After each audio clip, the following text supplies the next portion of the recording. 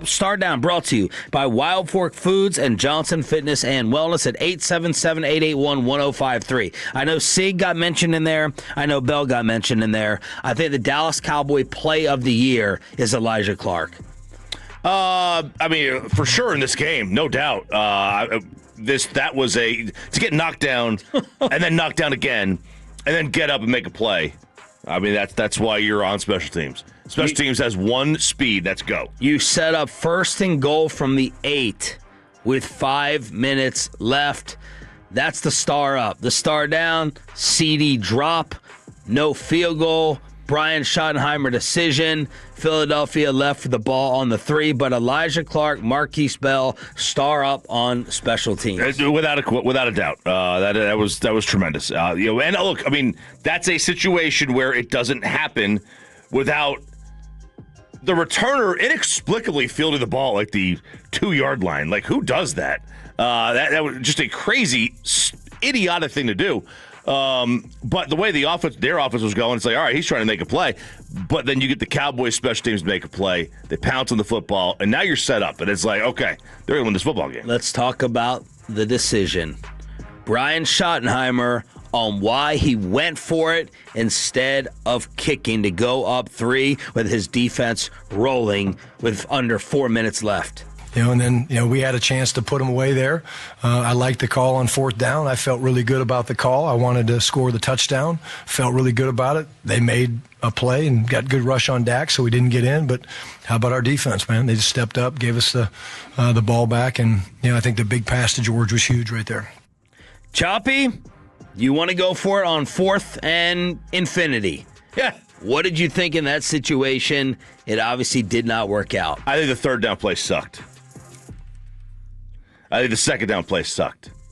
You're at 2nd and 2 from the 2. You're at 3rd and 1 from the 1. You should not be doing anything but running the football there. Run the ball. Like, that is a spot to run the football. And I know the pass should have been caught by CD. It was in his hands. So the play actually did work. But the second best receiver on this team couldn't come up with it. But now when you get to 4th. You get to 4th down, and here's the dilemma. This was actually the highest go for it of the entire game. What? Highest go for it of all the analytics, every 4th down play call. This was the highest go for it. It was a 6% advantage to go for it. And the reason is that if you don't get it, they're 99 yards away. They haven't moved the ball an inch. Yeah. So I understand that. I got to be honest. In the moment, I did not have as big. I had a bigger problem with the 4th down to start the game than 4th and 3 at midfield. Yeah, I had a bigger problem in the moment than actually this one. After the game and coming down off the champagne high and celebrating and all that and driving in, I was like, my head is telling me, man, that wasn't smart. But in the moment, I was like, put them away. They're backed up here. You get the ball back near midfield. That's how all these teams think about it. You already alluded to it. Yeah, this was foot on the throat. That was a foot on the throat type play. I didn't hate it. I think a lot of things led up to it that I wouldn't have done. But just run the ball there. I didn't hate the 4th and 3 in midfield. I also would have done it. It's too early to do that. I didn't love it. I know that say anything less than 4th and 3, go for it. But I don't know. I didn't hate the 4th 3 at midfield, but again, I wouldn't have done that. I also same thing. I was like, all right, should you just take the points? But at the 1 yard line, it feels like a loss. It feels like a loss when you take the points from the 1 yard line. If you can't get 1 yard, you don't deserve to win a football game. We're going to turn over the rest of the time as he sees fit to talk about the man who has been the man crush and elevated to WR1. Prescott with a play fake on 1st down, a lot of time. Deep ball, left side Pickens, up in the air, high point at the 12. How about you, Pickens? Little high step away from the tackle. How about you? The best receiver right now in the National Football League, ? George Choppy Pickens, 9 for 146, 16 a catch, a touchdown, 9 catches on 9 targets. Lamb was actually targeted 11 times for 4 catches. That's how many damn drops he had. A long of 43. And when George Pickens got banged up over there on that sideline, emotional me was like, this is over. Game over. Get him back out there no matter what. Please, George. Please. Yeah, I was like, uh-oh. No. This is, he is WR1. He is wide receiver 1. He's the best wide receiver in the National Football League right now. There are others that may have, they may have done it longer. They've got the contract. He doesn't have a contract. Have you heard about this? He's a free agent. Oh, man. He does not have a contract. But he better have one here real quick because this is the best receiver on this football team. And I don't want to hear it. I just don't want to hear anybody try to tell me that he's not the best receiver on this team right now. There's just no way right now, game planning for Kansas City, that Brian Schottenheimer in his mind, I know it depends on the reads and the defense. Yeah. There's no way that Brian Schottenheimer sitting down the game plan does not think we go Pickens first. That's done. I was wrong about it last week. Me and Bobby were still leaning. Bobby wasn't leaning. He said easily, without hesitation, CeeDee Lamb is still the number one. There's no way today to sit here and not think we got to go to GP first. Yeah, he's the big catch playmaker on the team. Now, is CD more consistent? Is CD more the possession guy? Sure, right? Yeah. But, CD's got some drops in him. There's no doubt. And I'll tell you this. I mean, I have no proof of this. It feels like he's feeling it. Do you kind of see that? Yeah. It feels like he's feeling it. That he's feeling a little bit like he's kind of in the zone?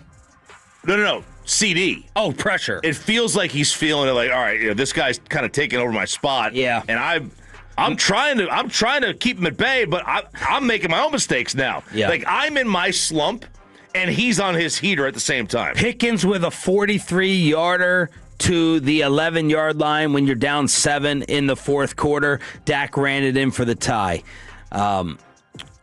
Third down comes up big. 17-yarder. Dak then threw the interception.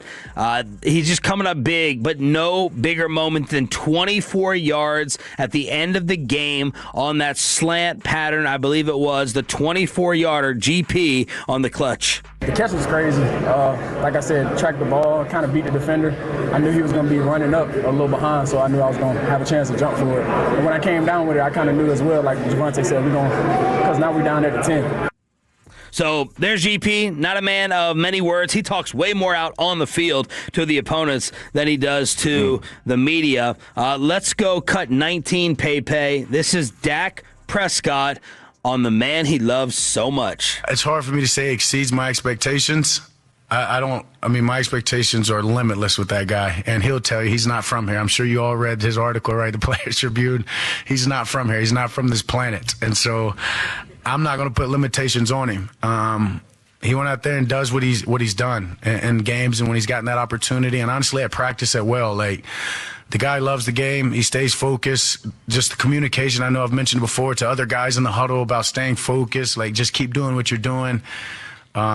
We lucked up into getting a guy like that, and we've got to make sure we can keep him here. And he's a hell of a player. He's turning into a leader, and he's special. And, of course, Stephen Jones with the G-Bag Nation on Friday said, of course we want to keep George Pickens here. He had the touchdown before the half that was set up by Ferguson. That makes it 21-7. I thought they left way too much time with 21 seconds. They did everything to set up kill clock mode, but then they go and score with 21 seconds left. Fortunately, it did not end up costing them. And then Brian Schottenheimer, the play caller, on the hottest weapon right now in the national, well, maybe Jahmyr Gibbs, the hottest wide receiver. You know that, Chop, as I'm facing you in fantasy, the hottest wideout weapon in the league. I mean, GP's an incredible player. CD's an incredible player. Javonte played great.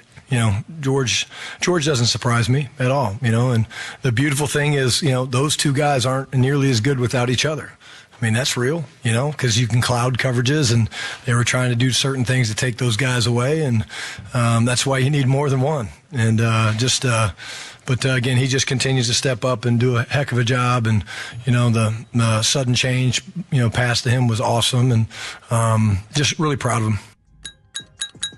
Oh yeah, can't hold it. There you go. Is it the waiter? That's the Dallas Cowboys Salvation Army charity bell. Oh. As Brian Schottenheimer is feeling. CD's the charity? He is feeling the guilt already. It's like my mother-in-law. Don't be praising Ava. You better throw Ollie in the mix. Make sure Ollie hears your name. Make sure it's equal credit. Uh-oh. Shotty's already in CD charity mode in the post-game comments. Yeah. You can't have that. You can't dictate. CD dictates coverage too. There's double threats. You got to pay attention to both. Yeah, you got to. Yeah, absolutely. No, we don't. You might have to. But we don't. Oh, man. Oh, baby. George Pickens. Star up, star down, brought to you by Wild Fork Foods and Johnson Fitness and Wellness. What about this all of a sudden menace on the defensive line? Hurts looking over the defense. Snap is back on third down. Lots of time. Here they come. Down he goes. Oso Digizua. Finally. Yeah. Living up to that $20 million contract that we found out was happening when we were at the Combine in Indianapolis. And RJ, yeah, it felt like the defensive line played well, but there were still no sacks. Jalen Hurts had not gotten taken down until the humongous one on third down that gave the Dallas Cowboys their one and only sack of the night. It came from Osa Odigizua. 4 total tackles, 2 solo tackles, 1 sack, 1 tackle for loss. That was huge. Finally, a third down stop via sack. And I also wrote down Clowney next to Osa and chasing down Jalen Hurts. You don't chase down Jalen Hurts, especially with a defensive lineman. No doubt. Landon Dickerson. What'd you say, Tom Brady? Man, that was close. That was close. We're going to replay it. I think boy. we're going to replay and try to take. We don't have any coverage in here. Aiden just slow-mo looked over here like that might not be a good decision. Let's continue. Star up, star down here on DFW Sports Station. You got one more thing on that? Yeah, Landon Dickerson. This is a little star up, but we could save this too. But he said, the Cowboys showed them a lot of new looks they don't run defensively. A lot of five-man defensive line fronts that they don't run. So, I mean, look, that's something you could do when you got $60 million tied up in your defensive tackle. How about Sam Williams with the strip? The Eagles are driving in the fourth. Here's Their only drive. Their only drive in the second half. That they did anything. Yeah.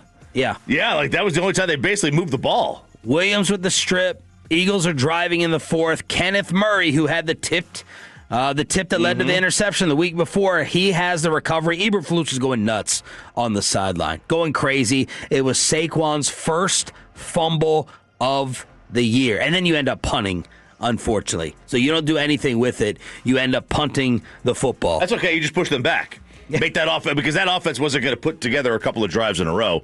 Although they did, because they did get in a position with a missed field goal. And seeing Aubrey miss a field goal, that doesn't happen. That doesn't happen at all. And then you see Elliott on the other side miss one, and it was like, all right, is there some funky wind in there? They turn on some kind of fans. Does the heat blow in the other direction when it gets cold outside? What happens there? It's part of a defensive sequence that has this team giving you confidence in that other side of the ball. Are you kidding me? What is happening defensively with the Cowboys? Cowboys defensive drives. Touchdown, touchdown, touchdown. Punt. End of half. Punt, punt, punt. Miss field goal. Fumble, punt. First time all season the defense has put together 8 consecutive stops. Yeah, I was talking about handicapper during this game, and he was talking about Philadelphia. He's like, all right, look, this is the problem with the Cowboys is that all of his numbers said Cowboys win, but you can't trust them at all times.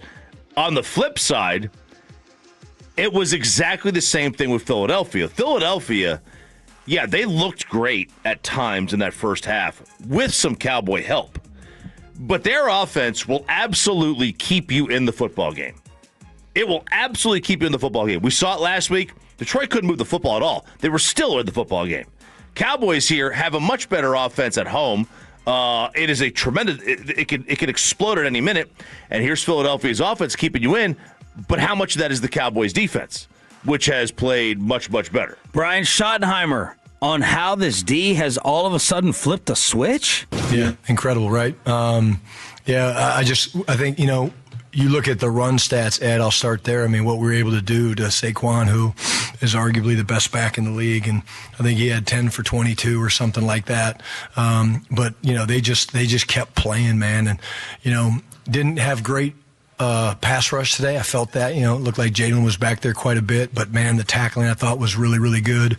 We did a really good job on third down, and they're the ones that kind of jump started us, and we were, of course, able to get the touchdown right at the end of the first half. That was big to cut it to 21-7 and give us a little bit of momentum. But it's two weeks in a row they've played really, really well, and you can see the confidence in that entire group. Other star-ups defensively. Take it over to the big fella, and I was scared to death after Saquon Barkley's little cheap shot elbow to the ribs that Quinnien Williams was going to be banged up. Quinnien Williams was a factor again, Choppy. I think Next Gen and those types of websites had him with a crazy amount of pressures. I'll get the exact numbers here for you, but he was a force again inside. I saw Bobby's guy, Jadeveon Clowney, running around a lot. Here it is from Next Gen. Quinnien Williams had a career-high 8 pressures on 30 pass rushes. All of them came on one-on-one matchups. Quinnien was double-teamed at the second lowest rate of the season, 26.7%. And then you go and look at Saquon Barkley and the Eagles as a team, only 63 yards rushing. Saquon at 10 for 22. There's something there, man. I don't know if it's the fact that he's got 2 offensive line guys down. I mean, that certainly would hurt, but hey, all this pressure on Hurts. Yeah. With force-feeding AJ, which worked yesterday early on. Maybe you're going to go away from the run a little bit. Squeaky wheel gets the oil. Squeaky wheel gets the oil. AJ's been, TO in the media. So maybe that takes away some carries from Saquon. Or maybe teams like the Raiders, who just fired Chip Kelly, maybe they're like, we're not going to run. We couldn't run it that well against the Cowboys second half of week 1. Let's just go ahead and not run the football again. Oh, after they've added an all-world defensive tackle inside. Yeah, it's just like with Saquon in general. Like this year, he's had that one game where he popped big, right? He had like 160 yards. Something's just up.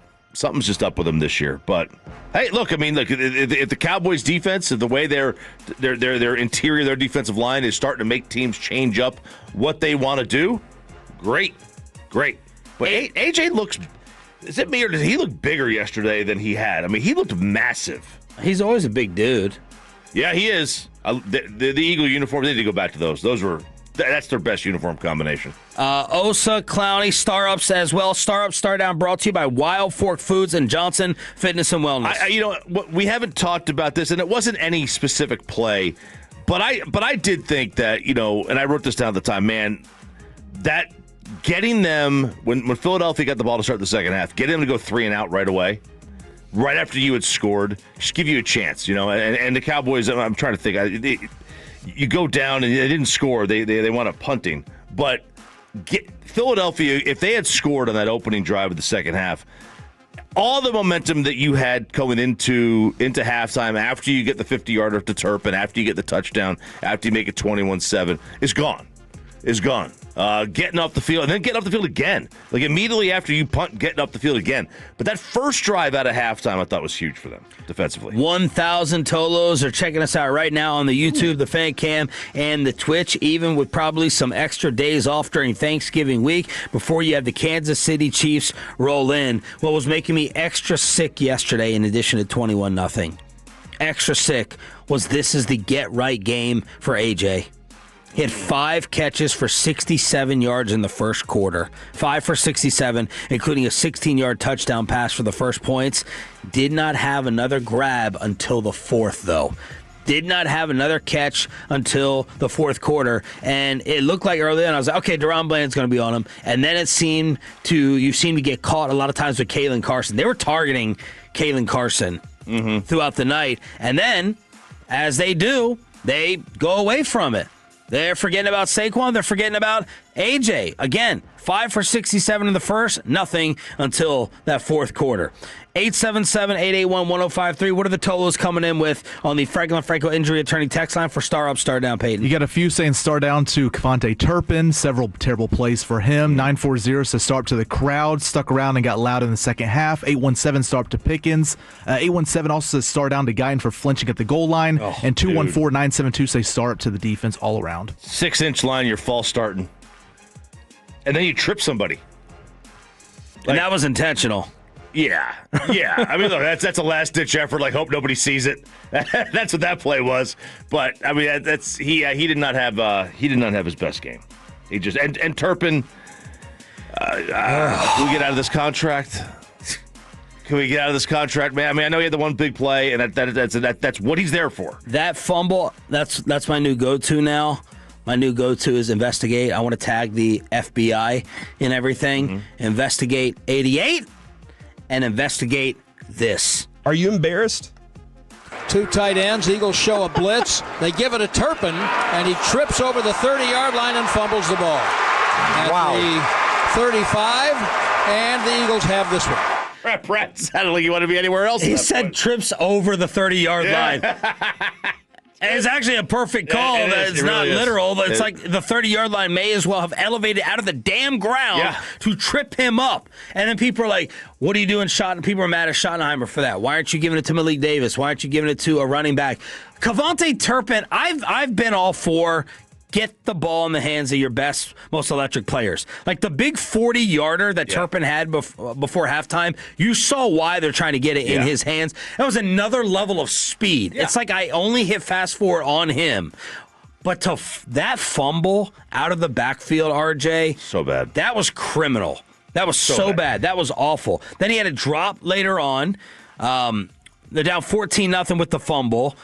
And then 1st and 20, later on when they got backed up, he had the drop in the fourth quarter where they ended up punting after the illegal fair catch with the scoreboard controversy. Yeah, what was that? So which one was it? Was it an illegal fair catch or hit the scoreboard?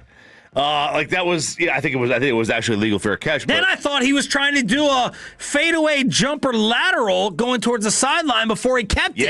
What the heck was that? What is this guy doing? I don't know what that was. What are you doing, Cavante? It's like you want to avoid as much contact as you can. The ground causes contact. That's contact. It hurts.